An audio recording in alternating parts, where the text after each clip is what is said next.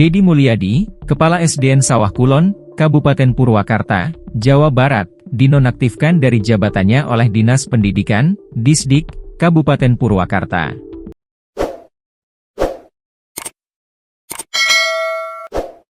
Keputusan ini diambil setelah instruksi langsung dari Bupati Purwakarta, Sapul Bahri bin Zain.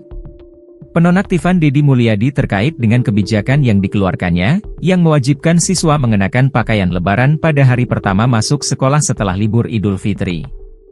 Kepala Dinas Pendidikan Kabupaten Purwakarta, Purwanto, menilai kebijakan tersebut tidak relevan dengan tujuan pendidikan. Kebijakan tersebut tidak ada hubungannya dengan tujuan pendidikan.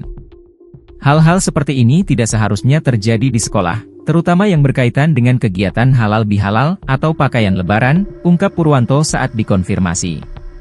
Sementara itu, Dedi Mulyadi mengaku ikhlas menerima keputusan tersebut. Benar, saya menerima keputusan Disdik Purwakarta.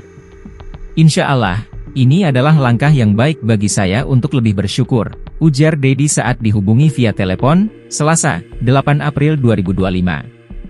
Ia juga mengucapkan terima kasih kepada Disdik Purwakarta atas kesempatan yang diberikan untuk menjabat sebagai kepala sekolah. Semoga saya bisa berkontribusi lebih baik di tempat lain, tambahnya. Di sisi lain, Purwanto mengingatkan seluruh kepala sekolah di bawah naungan Disdik Purwakarta agar lebih berhati-hati dalam membuat kebijakan. Kegiatan silaturahmi memang penting, namun jangan sampai melibatkan hal-hal yang tidak relevan dengan pendidikan esensial, tegasnya.